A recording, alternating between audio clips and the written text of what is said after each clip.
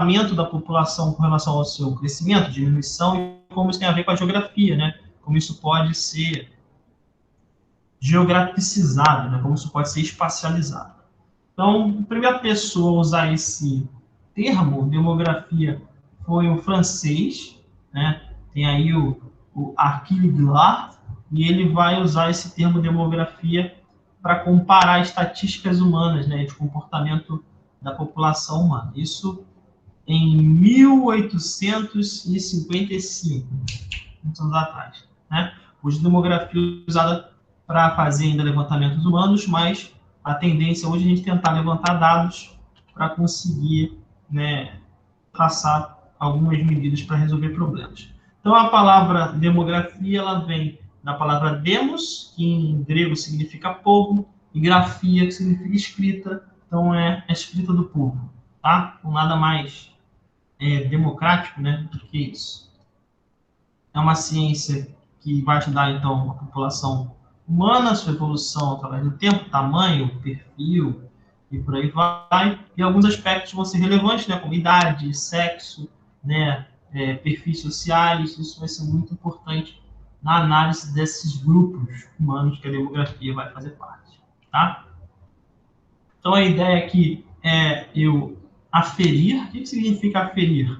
É medir, tá? Levantar dados, levantar informação. Né? O censo demográfico, o censo feito pelo IBGE, nada mais é do que uma maneira de aferir, né? Aferir a realidade, né? Medir a realidade. Então, eu estou medindo a realidade para eu poder planejar a partir dessas informações, executar esse planejamento, e depois eu preciso aferir de novo, né? Eu preciso mensurar de novo essa realidade, trazer dados novamente para eu seguir sempre esse ciclo, né? Aferir, planejar, executar. Aferir, planejar, executar. É isso que o poder público deveria fazer, né? É isso que os governos estaduais, federais, até mesmo as empresas fazem isso, né? Elas analisam o mercado, planejam ações, executam e depois vão fazer novamente a análise do mercado para saber se as ações foram tiveram um bom resultado, se novas ações precisam ser planejadas, enfim. Esse ciclo deve ser constante, tá? Então, eu coloquei esse esquema aí, acho que ele traduz um pouco do que a gente precisa fazer, né? Aferir, planejar e executar. Sobretudo do ponto de vista do poder público, é isso que a gente precisa fazer. Alguns termos aparecem com mais frequência quando nós estudamos demografia.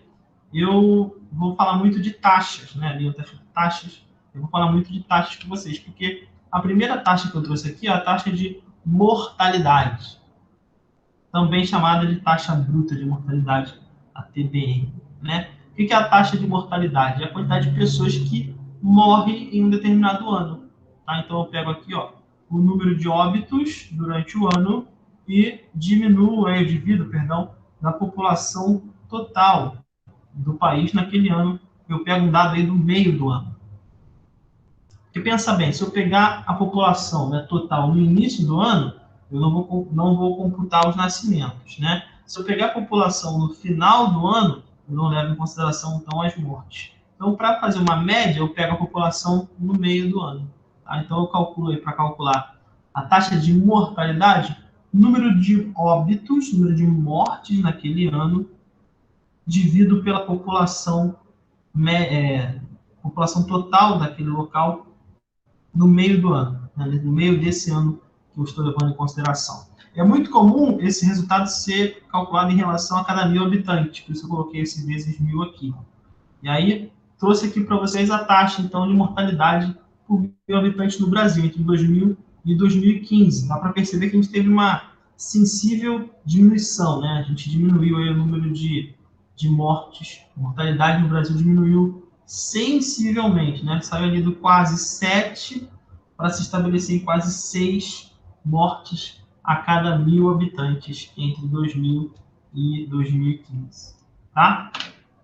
Existem maneiras de eu calcular essa taxa de mortalidade de maneira mais específica. Por exemplo, a taxa de mortalidade entre idosos, a taxa de mortalidade entre mulheres, a taxa de mortalidade entre jovens. Então, eu consigo ter taxas específicas de mortalidade. Eu só preciso corrigir aqui né, os óbitos e a população de amostra. Mas eu não vou entrar nisso menor. Eu só vou entrar aqui na taxa de mortalidade infantil, porque essa cai muito em prova, cai muito em vestibular. A taxa de mortalidade infantil, ela é uma taxa específica de mortalidade, né? Só que eu só peguei aqui, no caso, taxas de mortalidade no setor infantil. E aí é importante eu entender o que é esse infantil. Para eu mensurar, né, para eu avaliar a taxa de mortalidade infantil, o que eu preciso fazer? Vou pegar o número de mortes de menores de 1 ano de idade durante o ano de análise. Então vamos pegar o ano de 2019. Eu vou pegar todas as crianças que morreram de 0 a 1 ano de idade. E vou dividir, então, pelo número de nascimentos daquele mesmo ano. Né? Então, vamos supor que eu pegue o ano de 2019, pego o número de crianças de 0 a 1 ano que morreu em 2019 e vou dividir pelo número de nascimentos em 2019. Tá? Trouxe dados aqui também para vocês. Ó. No nosso caso, o Brasil é a linha verde. Aí tem a comparação da linha do Brasil com o estado de Goiás. Né? Vamos olhar só a linha verde clara. Aí. A taxa de mortalidade infantil no Brasil, a tendência dela é uma diminuição também. Ó. Saímos de 17,7 crianças a cada 1.000 habitantes lá em 2008 para uma taxa de 14 mortes entre 0 a 1 ano a cada 1.000 nascimentos. Então, nós temos uma tendência de diminuição. A nível de comparação, não peguei aqui, não coloquei, mas os locais com menor mortalidade infantil no planeta são a Europa e os Estados Unidos. Esses dois locais possuem uma taxa de mortalidade muito baixa, na casa de 5, 6, 7 mortes a cada 1.000 nascidos. Então, nós estamos ainda distante deles, mas estamos mais distantes ainda dos piores locais, onde essa taxa ela é mais agressiva. O continente africano, por exemplo, eu tenho taxas equivalentes a 78, 76 crianças mortas a cada 1.000 nascidos por ano. Então, é um número muito elevado. Então, nós estamos no meio termo, ali, mais próximos dos melhores indicadores possíveis. Tá? Vou só fazer conferir uma situação aqui.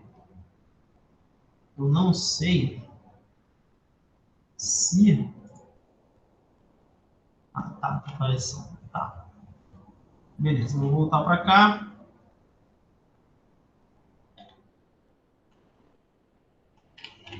Rapidinho, né?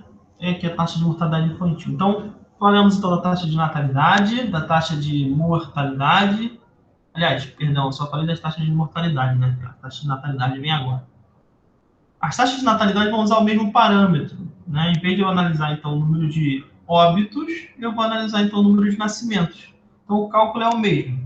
O cálculo da taxa de natalidade e o cálculo da taxa de mortalidade são os mesmos cálculos, tá? Só que eu mudo. Um é com nascimento e o outro é com mortes, né? Nesse caso aqui, a taxa bruta de natalidade leva em consideração os nascimentos em relação à população total daquele local, tá? Nossa taxa de natalidade também vem diminuindo. Olha ali, ó, em verde é a taxa de natalidade do Brasil e em vermelho a do estado do Acre. Então, a do Acre teve uma diminuição mais perceptível, mas no nosso caso também, né? Estamos diminuindo aí, ó. Saímos de 15,8 em 2006 para 13,9 em 2016. Então, a tendência é que estamos diminuindo aí a taxa de crescimento da população. A população cresce cada vez menos, tá? Então, é uma tendência também aqui no Brasil. Não é uma tendência só no Brasil, não. Em outros países também. Ó, a Dinamarca temos aí, ó, entre 1950 e 2010, também houve uma diminuição, depois um aumento e a tendência novamente aí uma sensível diminuição. Só vou chamar a atenção para vocês o seguinte: lá em 1950, a taxa da Dinamarca estava em quase 18. E aí ela veio diminuindo, alcançando aí 10 lá em 1980. Nós estamos na casa dos 13 ainda em 2016. Ou seja, esse comportamento que a Dinamarca está apresentando aqui de queda, essa queda ela é muito mais significativa do que no nosso caso, né? A Dinamarca vem tendo menos filhos, né? A população vem reproduzindo com menor intensidade já há muitas décadas. No nosso caso, não, né? A gente tem uma reprodução aí ainda muito acelerada, tá? Mas também apresentamos uma retração no número de nascimentos. Chegamos numa taxa que gera muita confusão em vocês, que é a taxa de fecundidade. Normalmente ela é confundida com a fertilidade. Diferença entre fecundidade e fertilidade, então, vai ser importante. Normalmente cai em prova. Já posso dizer que se tiver alguma avaliação por escrita minha, isso vai aparecer, que vocês vão errar. É sempre assim. Tá? Então, já estou dizendo, estou desafiando que você vai errar isso. A taxa de fecundidade, ela vai levar em consideração quantos filhos por mulher em idade fértil essa população está tendo. Então, para uma população se reproduzir, é muito importante levar em consideração a quantidade de mulheres em idade fértil. Porque não adianta uma população ser enorme e não ter mulheres em idade fértil. Então, a capacidade dela de reprodução é nenhuma. Eu preciso ter mulheres nessa faixa etária, porque são essas mulheres que vão dar origem a filhos. Estamos considerando, então, essas mulheres em idade fértil, mulheres entre 15 e 49 anos. Tá? Existem casos antes dos 15, existem casos pós-49. Existem. Só que a quantidade desses casos ainda é irrelevante. Então, por uma questão métrica, entre 15 e 49 anos é o que nós aqui no IBGE consideramos como mulheres em idade fértil. Essa é a faixa de idade. Nada impede que isso seja revisto no futuro. Tá? Então, temos aí nascimentos e o número de mulheres em idade fértil, para eu saber quantos filhos por mulher estão sendo gerados nessa população. Tá? Então, quando eu levo em consideração só a fertilidade de uma população, eu estou levando em consideração a quantidade de mulheres nessa idade fértil. Agora, quando eu estou falando de fecundidade, estou falando de quantos filhos por mulher está tendo nessa população, né? E a tendência também é de diminuição. Nós estamos tendo cada vez menos filhos. No Brasil, a taxa de fecundidade está na casa de 1,9 filhos por mulher. Isso em 2010. A tendência é que tenha diminuído ainda mais até agora, em 2020. Isso é um comportamento também em vários países. Aí eu tenho um mapa bonitão, porque esse comportamento ele pode ser espacializado, né? Às vezes a taxa de natalidade ou a taxa de mortalidade, a gente está falando do Brasil como um todo, mas dentro do Brasil eu posso ter valores muito diferentes, né? Posso ter médias muito diferentes. No caso da taxa de fecundidade, a divisão que nós temos é essa, lá, em verde escuro, eu tenho até 2 filhos por mulher, 2,1 filho por mulher. Esse número ele escolheu aí é um número importante, porque para eu manter a população, né, para eu estabilizar a população, eu preciso ter aí na casa dos 2,1 filhos por mulher. Se eu mantenho esse número, 2,1 filhos por mulher, eu tenho então uma população que vai manter um nível mais estável. Se essa taxa de reprodução é maior, significa que a população vai crescer. Então, no caso desse mapa aí, as áreas em escuro, eu tenho as áreas mais onde a reprodução é menor. Tá? Nas áreas mais claras, eu tenho reproduções mais aceleradas. Ali, ó. Eu tenho nas áreas mais clarinhas aqui, ó, no estado do Amazonas, no Acre, mais de 2,5 filhos por mulher, que é uma média mundial, né? A população mundial vem crescendo. Tá? Essa taxa de fecundidade, no entanto, para alguns países é problema. Alguns países não conseguem repor a sua população. As taxas de fecundidade estão menores do que a taxa de reposição que eu falei, né? Essa taxa de 2,1 filhos por mulher. Então, a população desses países vem diminuindo. Alguns ainda apresentam uma tendência de redução dessa taxa. Então, aqui é o caso, né? França, Holanda, Inglaterra, Suécia, Suíça e Áustria apresentam taxas de fecundidade inferiores a 2,1. A população sistematicamente vai ficar diminuindo. No caso da Alemanha, do Japão e da Itália, essa preocupação é ainda maior. Por quê? Porque essa taxa tende a reduzir ainda mais até 2050. Então, para esses países, pensar maneiras de trabalhar a sua população para que exista ainda população em idade econômica ativa, né, para que a produção econômica desses países se mantenha em alta, eles precisam pensar em soluções, porque a taxa de fecundidade está realmente muito baixa. É muito comum até em alguns desses países o governo incentivar financeiramente as pessoas a terem filhos, oferecer incentivos como bolsa de estudos, como alimentação, planos de saúde, e por aí vai. É comum para que as pessoas sejam incentivadas a ter filhos. Tá? Não é o nosso caso, né? Temos taxas específicas de natalidade também, assim como temos taxas específicas de mortalidade. Eu queria chegar aqui, ó. Quando eu levo em consideração, então, as taxas de natalidade e as taxas de mortalidade somente, eu chego no que eu chamo de crescimento vegetativo. Para você lembrar de crescimento vegetativo, só você lembrar do vegetal. O vegetal ele não se move. Então, eu estou levando em consideração só aquilo que nasce e aquilo que morre. Então, quando eu levo em consideração as taxas de natalidade e de mortalidade, quando eu comparo esses dois indicadores, eu tenho o que eu chamo de crescimento vegetativo. Atenção, porque mesmo com esse nome, crescimento vegetativo, essas taxas podem ser negativas. Se eu pegar aqui, vou voltar aqui, ó.